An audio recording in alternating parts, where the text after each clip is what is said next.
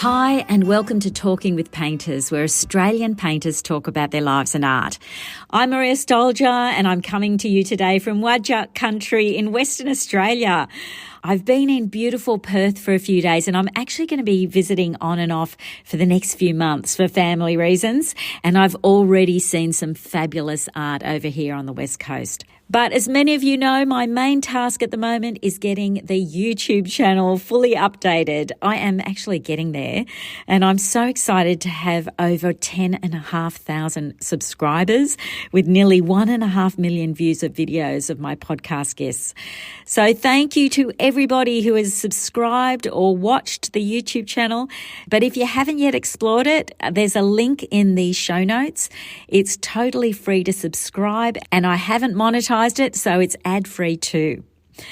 But so I don't leave you in silence on the podcast, I'm bringing you a second series of gems from past episodes. It's called Inspiration from the Archives, and it's a collection of clips which have inspired me to want to rush to the studio and pick up a brush. And the first in this series is the topic of colour. And I have to say, it was very difficult to narrow it down to a few guests. I'm sure I've missed some excellent clips, but with nearly 150 guests, it's very hard to sift through them all. So the artists you're going to hear from in this episode are Joe Bertini, Paul Newton, Philip Wolfhagen, Nicholas Harding, John Woolsey and Peter O'Doherty. So I'm starting off with the only woman in this episode, Joe Bertini, who I interviewed in her Sydney studio in 2021. Jo spent 10 years working as an expedition artist with Australian Desert Expeditions, which involved walking through the desert for weeks at a time. And here we talk about her colourful paintings of that arid landscape. We're looking at these magnificent paintings around you at the moment, which are in progress, and they are just, filled with pinks and blues and orange and yellow, any colour you can think of. So when I went online, I was watching videos of those expeditions, and I've got to tell you, they're not very colourful landscapes. You know the funny thing? It's so funny because I'd be sitting out in the dunes and the southern desert is white. So the Simpson Desert is very red in the north, that beautiful iron oxide, that red. Yeah. And then it bleeds out as you head towards Lake Eyre and the Salt Lakes. And as you get further south, the desert goes from that beautiful, rich oxide red to this sort of apricot-y pink colour, this shell pink, and beautiful umbers and sepias, and then it goes to white desert. So we'll be walking around the Salt Lakes in the south, and it's white, and I would look at it and be freezing. In winter, it's often freezing. You get this Arctic wind coming up through the centre of Australia, and I'd often be walking thinking it's snow and ice because it's so white. And it isn't snow and ice, it's sand and salt. Really? But it feels and looks like snow and ice. Yeah. And I'd sit and paint, and a scientist or someone would come and sit and say, do you mind if I watch what you're doing? And that's fine. And I'd be painting. And they'd be looking at what I'm painting, and they'd be looking out and going, where is that? And it's like, it comes through, it's kind of what I was saying before. It's how I see, and I see it, but no, they don't seem to see it. And I know it's not a true representation in the sense of a realistic representation, but it is my representation. And it seems obvious to me.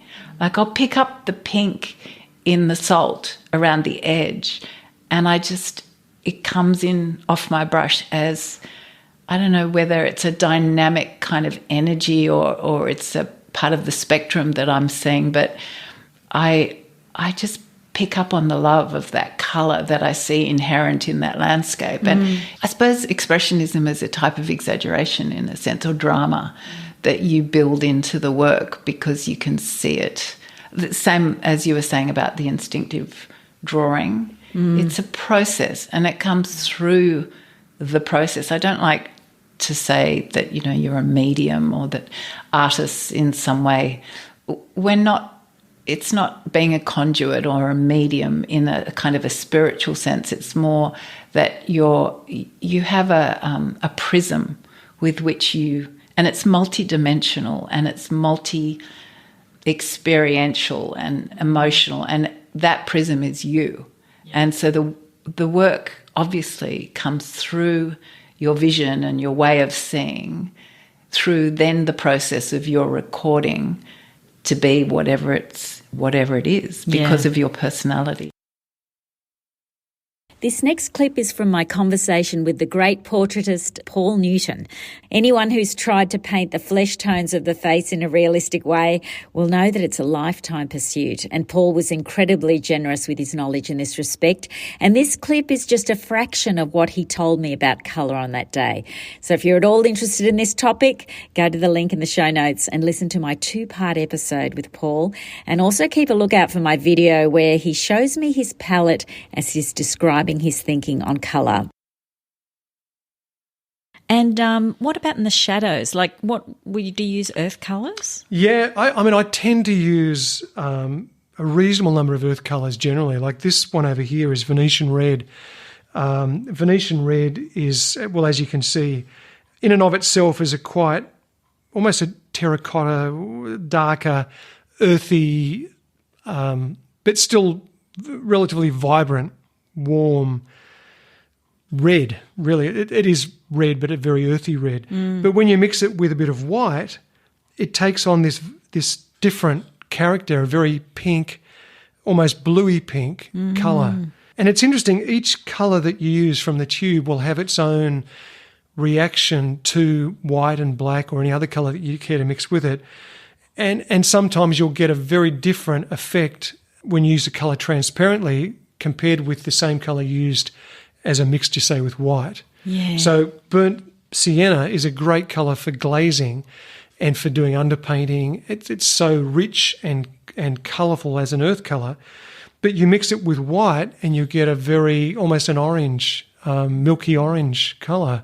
It just reacts so differently under different circumstances. And you can take advantage of those qualities of the paint when you're painting. So if I'm glazing an area, for instance, I'll use a colour which is consistent with glazing. Some colours are too opaque, and you dilute them and they don't really work as a glazing colour. But burnt sienna and ultramarine blue are colours that are perfect for that approach. Yeah, and would that be mainly in the shadows that you would be doing glazing? Yeah, or yes, more often than not, because the paint tends to be thinner in the shadows. The general rule of thumb is to paint thinner in the shadows and then thicker, heavier paint in the lit areas. So, for example, when I painted Hugh and Deb for the Archibald, what they're wearing essentially black or close to black outfits. So, and I tend not to I use black as a neutralising colour, but I never use it as an actual colour in the painting. So to mimic black or the effect of black, I would use the ultramarine and burnt sienna, which is something that Robert Hannaford put me onto. Oh, okay. Who is the master of painting. He certainly is. Yes, he's incredible. Yeah. So, but what's beautiful about that combination is that you can balance your black and make it warmer or cooler depending on which colour predominates. So in a thin glazed area, on a dark piece of clothing, for example, maybe a sleeve or trousers or a jacket, whatever it might be, the very thinnest, darkest areas tend to be warm. So I would put a little more of the burnt sienna in that mix. But they need the blue because it's the ultramarine blue to balance it and also to darken it. So it's a combination of the two.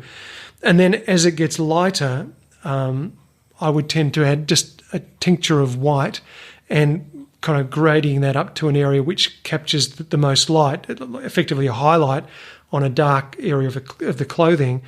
And what then happens is you get this lovely juxtaposition of the glazed area, or not, it's not actually glazed, just thinner paint, which is transparent, somewhat transparent, and the area where you've mixed white, which is a bit more opaque. And that combination of the opaque and transparent is really, I think, really a beautiful combination, and it really shows up in a tangible way because of the different texture and thickness of paint, that variation between the shadow and lit side of the form in the case of a black object like clothing. So I used that when I was painting Hugh and Deb's portrait, That's a good that's example so of that. interesting.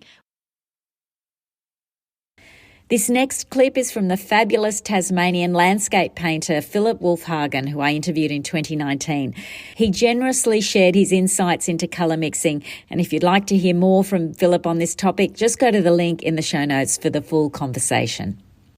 You know that those people who work in the paint shop, and you bring in a colour and you ask them to match it. I mean, that's a real skill. Oh, yeah. And I've always admired that. And I think perhaps if all things go badly for me, I could do that down at Bunnings.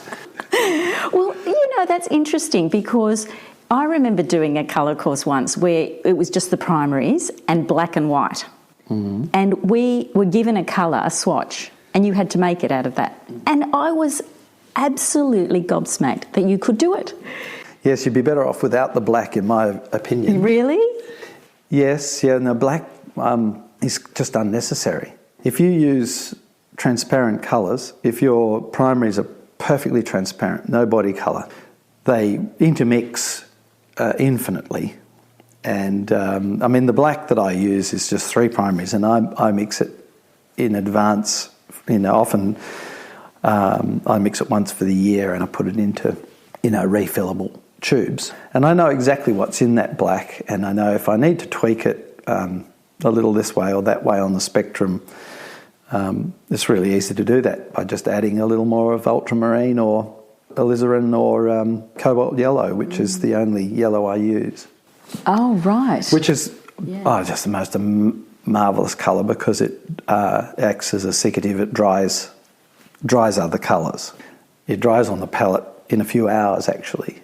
Oh, right. Whereas a lot of oils, seem never to dry. That's right. It'll be there forever. Yeah. Oh, so that will assist in the drying time for if you've added that to another colour. Yeah, absolutely. Yeah. Right. The raw umber has a similar effect. Yeah. And but I've heard you don't use many earth colours. Well, I was thinking about that this morning, actually, in advance of this conversation. You can really draw the line at the horizon for me. Above that, you're talking about light and atmosphere, and that's all spectral for me. What do you mean by spectral? Well, the colours of the spectrum, the light spectrum. Sir Isaac Newton gave 7 colours just simply because it fitted the musical octave, which was a bit of an obsession through the Enlightenment period and the Romantic period, actually. But really, there's only 3 colours and and the secondaries in between that you could call spectral. And once you get into the landscape, then I really do need a green, green and umbers and burnt sienna, and all those iron oxides are indispensable to me then. Right. But I can do it. I can do it with the pared back primaries, and but it's a colder looking effect. Oh, okay. And not only that, actually, most of all, it's time consuming. I just spend all day trying to mix a colour. And in the end, you just get frustrated. And why am I doing this when I can use a phthalo green, for instance, and add, which is a very, very powerful green. Yes. And you only need a pinprick of that to a tablespoon of raw umber, and you get a beautiful green. And Mars Violet is also critical to my palette in when I'm dealing with landscape elements, trees and bushes that are dark, sombre greens. And is that through experimentation that you've come to those conclusions? Yes, absolutely. I mean, I didn't consider myself a colourist at all, and I didn't have any confidence with colour. So my earliest paintings were really, really minimal and kind of idiosyncratic colours. I just used raw umber, green earth, and burnt sienna and cobalt blue, and that's about it. Oh, really? For those early big cloudscapes from the early 90s when I was in Sydney. And yes, I haven't really mapped the trajectory of my palette, but yes, I've been working in the way that I am now for a long time.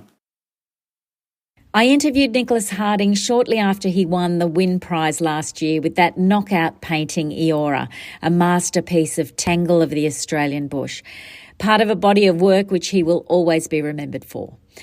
You can also see this clip as a video on the YouTube channel, and there's a link in the show notes.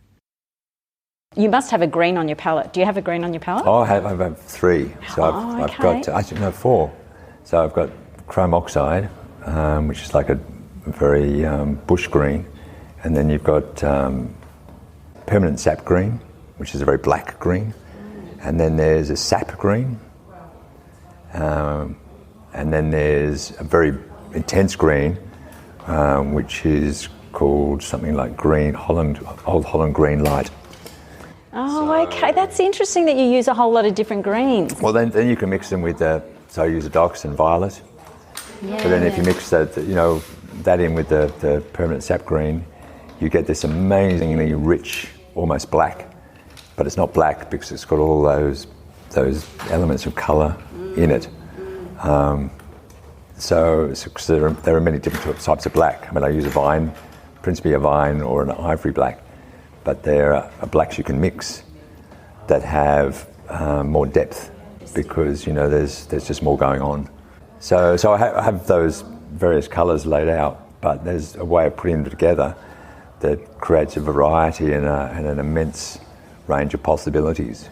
And then I have things I've experienced before and so know what they're going to do, but then there are ways of putting things together I haven't tried before to try and solve a new problem, which is important as well. Well, I suppose that's part of the challenge, always pushing yourself as well. Yeah, exactly. And there's always another thing to sort of drive your curiosity, to give you a bit of a thrill. Yeah, exactly. Yeah.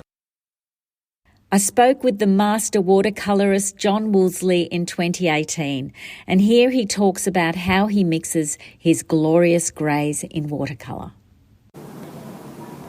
I mix up different kinds of watercolour, different colours. Some of them are what I think are called bistre. It's a beautiful variations of different kinds of grey.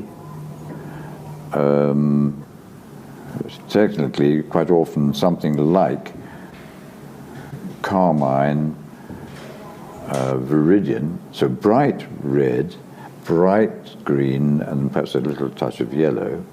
When you mix that up, it makes a grey. Mm-hmm. But unlike a grey mixed up by putting black with water, this grey sometimes has a bluish sheen or a different kind of amazingly delicious cool colour or warm colour or greeny or something. And a lot of the best paintings, when you actually look at it, are different kinds of warm and cool grey. And then when you then have a wash which has a bit more colour in, the colour sings. And lastly, I'll leave you with the wonderful painter and musician Peter O'Doherty, who I spoke with in 2018 and again in 2020. Here we talk about his beautiful apartment block paintings. But was it hard getting the shadow? Because I'm looking at these shadows that are you've got shadows going onto the blinds that have pulled down behind the windows. And there's a different colour for each shadow because it's reflecting on a different coloured surface. So that's slightly, yeah. That would be quite tricky. I'm actually colourblind too. No, I am. So to a fairly high degree. I can see that they're all tonally different. I can get I could name most of the colours, but there's a few areas where I will think something is green and it'll be grey. Where Susan this morning, she said I was looking at something and she said I said that's an aqua green, and she said no, that's a grey. It's not aqua green at all. And then she put another colour. She said this is aqua green here. Right. And I looked at the two of them. I thought, oh, they're so similar. Aren't they both aqua green? But I see that I see one's darker than the other. So I see tones. But there's areas where from lilacs to greens to pinks where I can get, if they're all done in a fairly similar kind of tonal area, I have a lot of trouble naming them. Okay. A lot of trouble. Well, the other thing that... So I make a bad teacher. I Well, the students probably get used to you, you know, when you say lilac. Well, you actually they'd be correcting me all the time. I hope you enjoyed this episode. Don't forget, you can connect with me on Instagram, Facebook, LinkedIn, and YouTube. I also have a monthly newsletter which you can subscribe to through the link in the show notes. Thanks for listening, and I hope you can join me for the next episode of Talking with Painters.